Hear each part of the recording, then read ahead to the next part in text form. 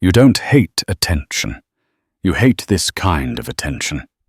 The kind where someone looks at you, really looks, and suddenly you feel exposed, vulnerable, like they could see through you and misunderstand everything. It's not judgment you're afraid of. It's being reduced to something smaller than you are. Think about it. How many times have you said something carefully, only to have someone misinterpret it, and that twist in their understanding makes you recoil? Or worse, you stay quiet altogether because you know the risk of speaking your truth might feel like a trap. And here's the kicker. Even if you do open up, even if you let people in, there's no guarantee they'll get it. There's no guarantee they'll see the real you. So you stay in this awkward middle ground. You want to be seen, to matter, to be recognized for who you really are. But every time you inch toward visibility, a tiny voice whispers, "What if they get it wrong? What if they see me and misunderstand me completely?"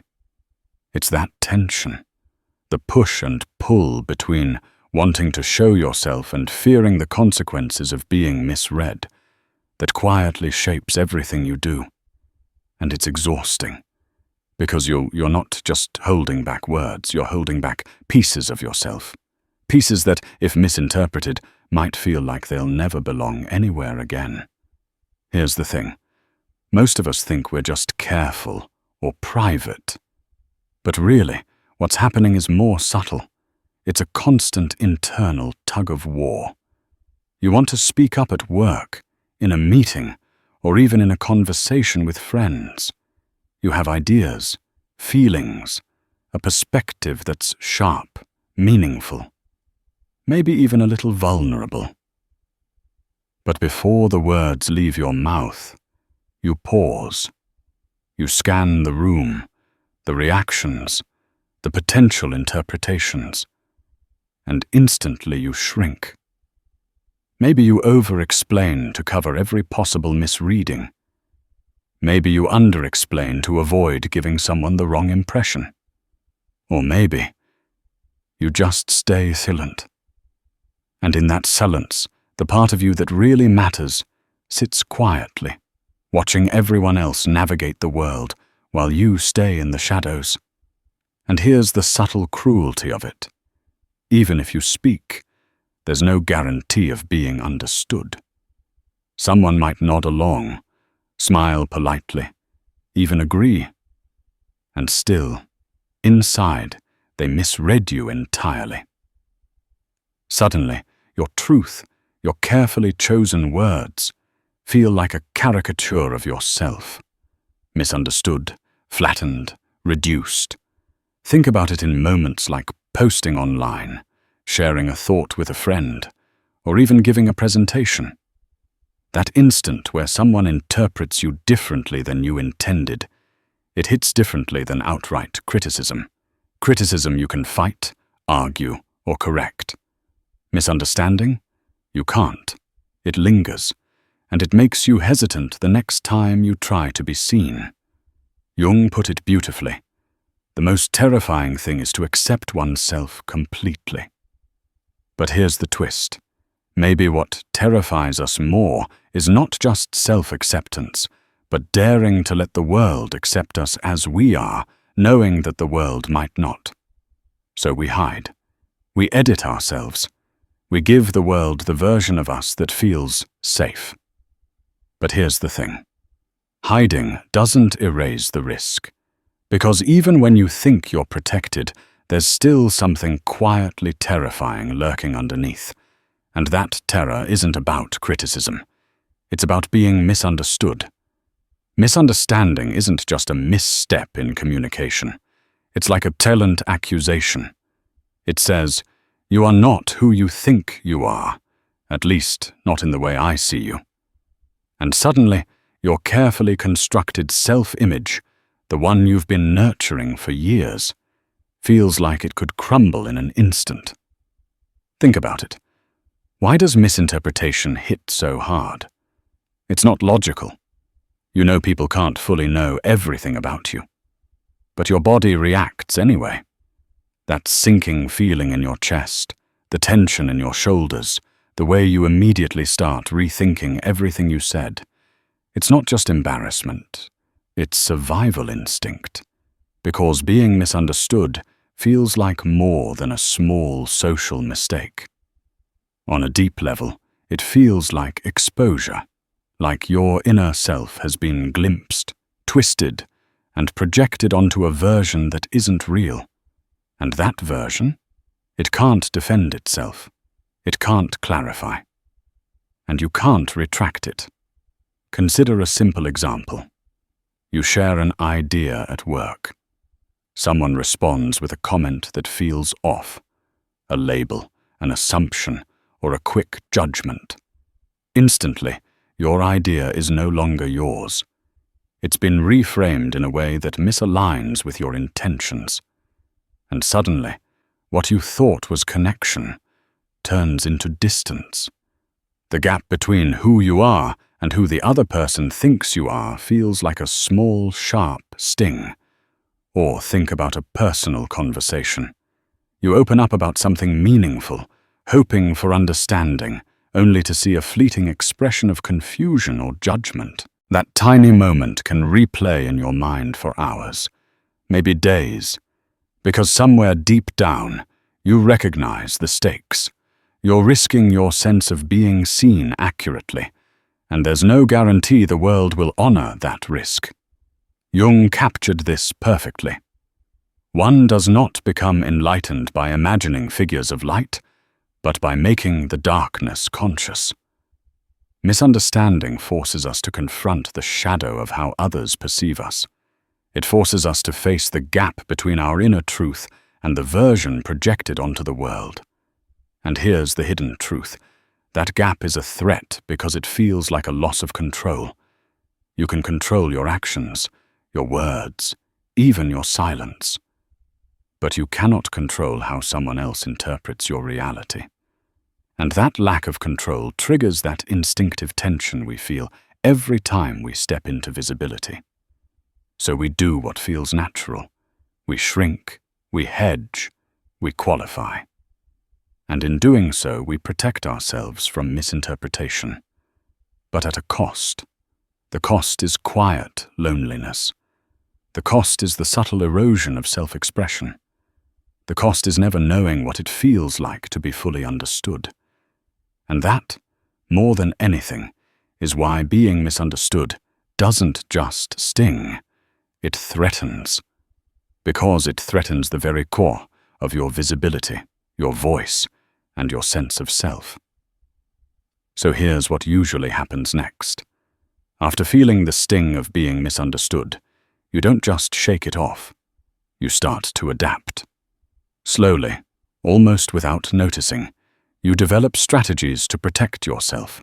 Strategies that feel safe at first, but quietly shape the way you show up in the world. This is the part most people never talk about. How we stay half hidden. How we give glimpses of ourselves without ever fully revealing the depth of who we are.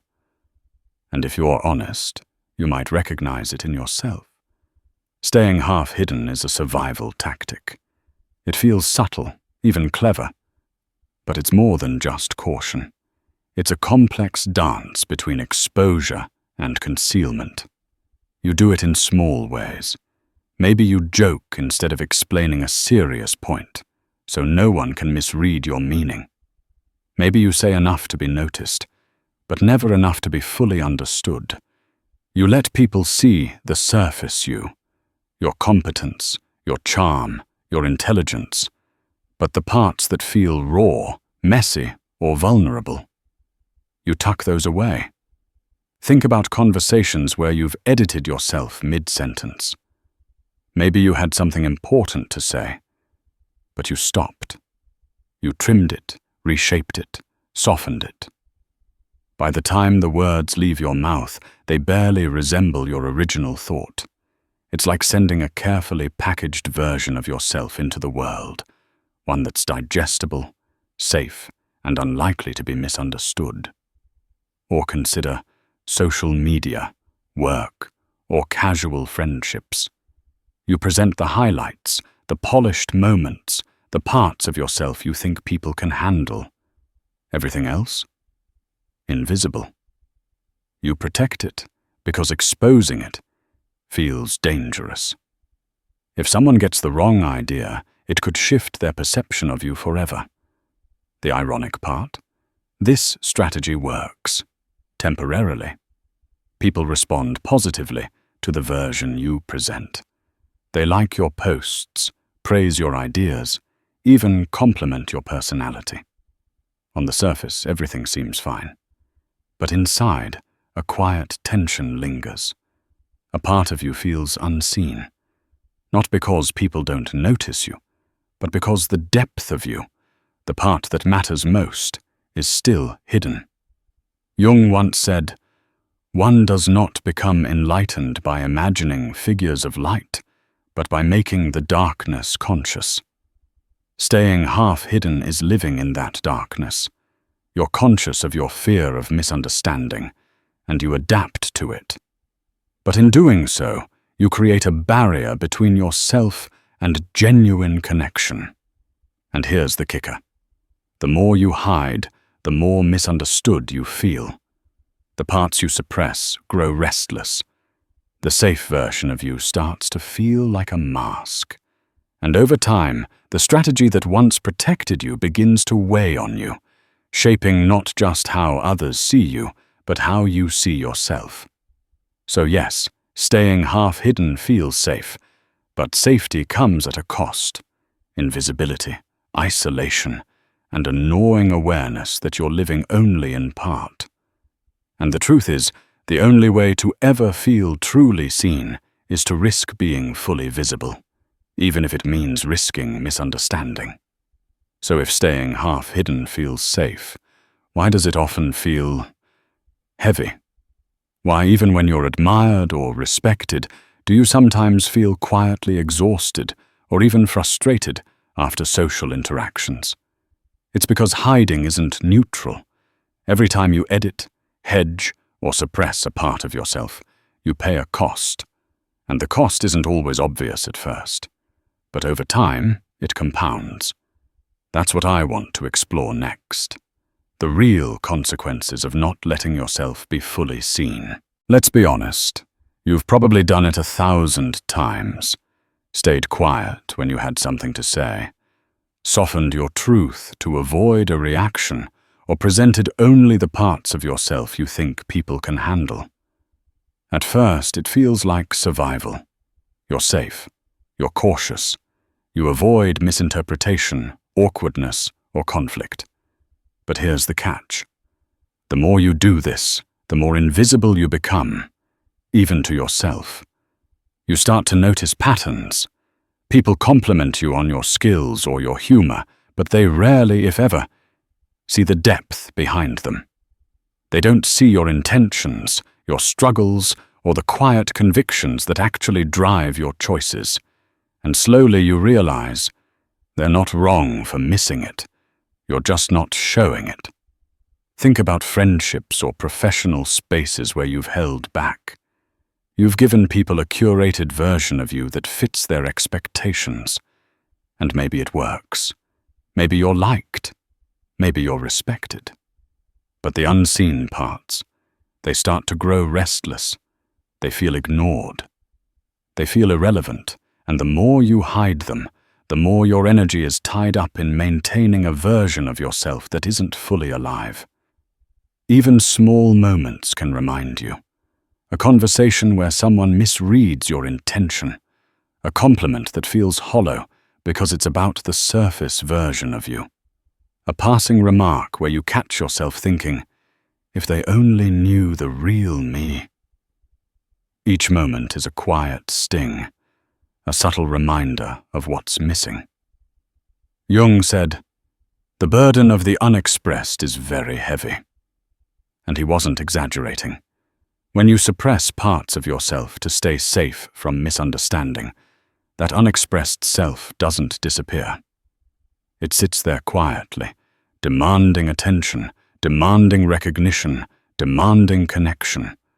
And over time, the weight of it can grow almost unbearable.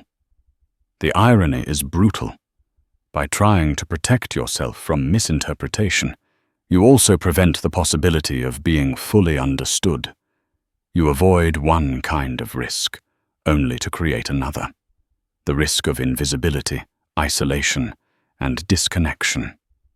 And that risk, it's the kind that eats at you slowly, quietly, until it shapes not just your interactions with others but your sense of who you are at your core. So yes, staying hidden may feel safe in the moment, but the cost is steep. Diminished presence, muted expression, and the gnawing awareness that a large part of who you are, the part that matters most, has been left behind in the shadows. So we've covered the cost of hiding, the invisible weight, the unexpressed parts of yourself, the quiet ache of never being fully seen. But if you think that weight only exists in theory, think again. You feel it in mealtime, in your body, after every interaction that matters. Have you ever noticed that after a conversation, a meeting, or even a casual hangout, you feel drained, not just tired, but mentally exhausted, emotionally spent, like you've run a marathon you didn't sign up for? That fatigue isn't random. It's your mind and body responding to the constant balancing act of staying half hidden. Here's the truth.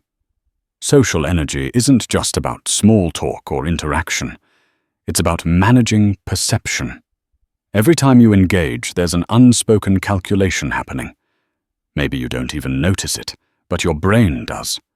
You're scanning faces, reading cues, monitoring reactions.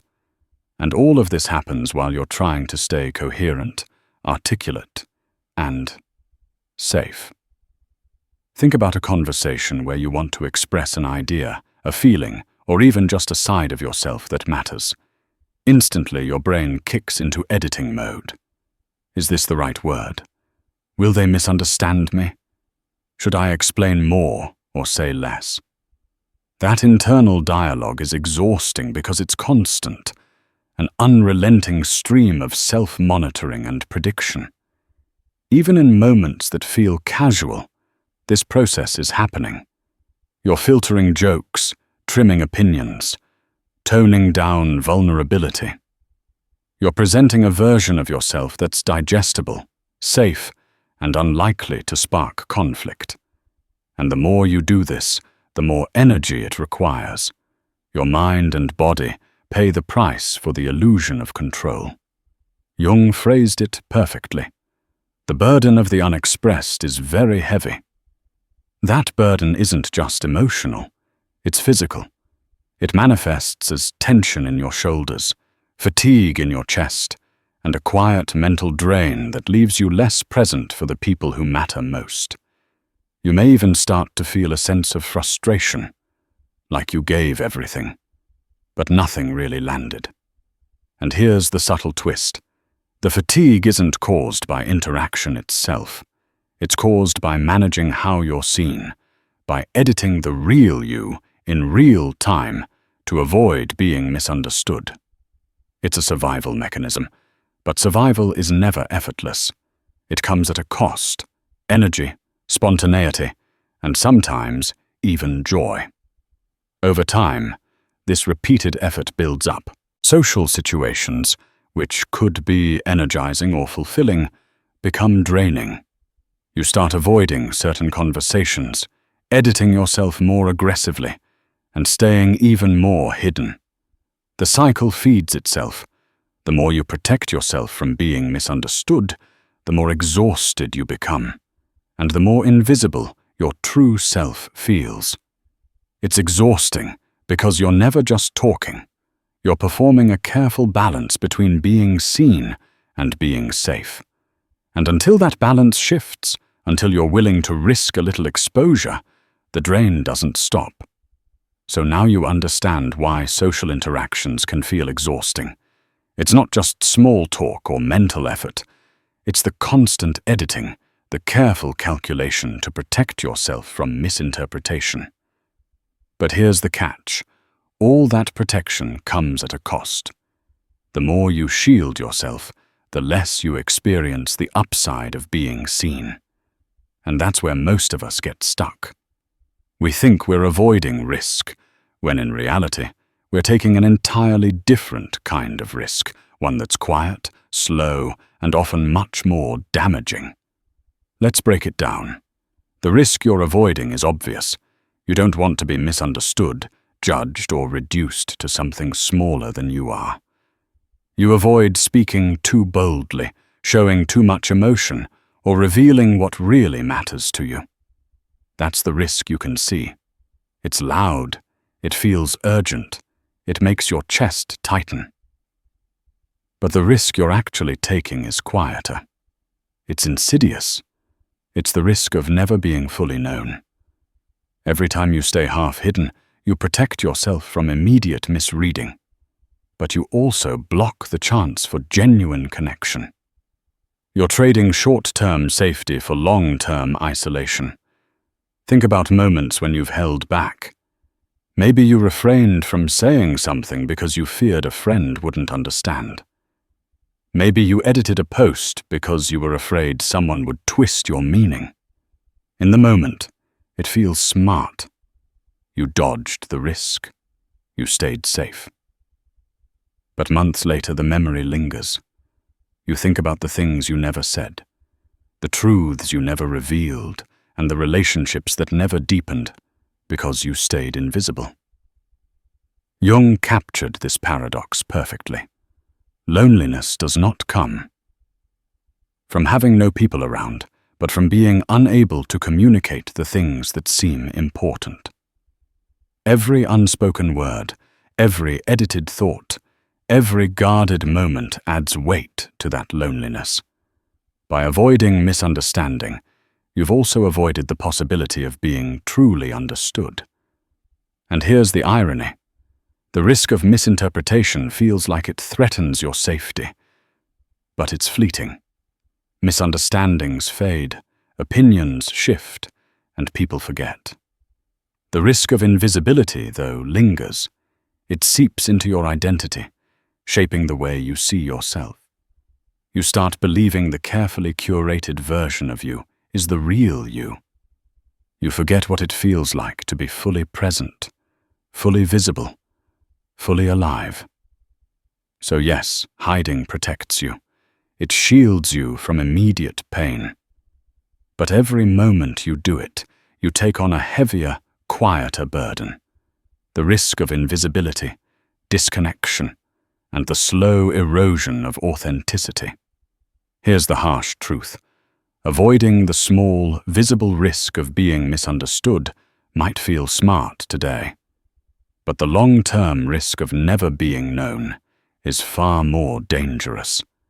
And this is exactly why stepping into visibility, despite the fear of misunderstanding, is not reckless. It's essential. Because the alternative, staying hidden forever, slowly steals not just connection, but your sense of self. So if hiding protects you, but comes at such a steep cost, the question is, how do you actually get understood? Because, let's be real, most of us try opening up and still feel misread.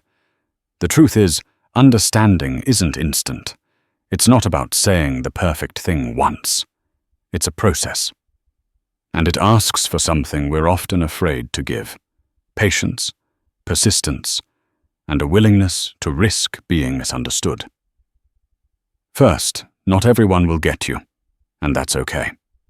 Real understanding doesn't mean agreement or perfect clarity. It means someone recognizes the essence of what you're expressing, and that rarely happens immediately. Think about your closest relationships. Someone finally gets you, but often only after repeated attempts, tweaks, or explanations. Understanding requires time. Second, it requires courage. You have to show up, share honestly, and accept that people might misread you. Misunderstanding isn't failure. It's part of the process. And finally, it requires self-acceptance.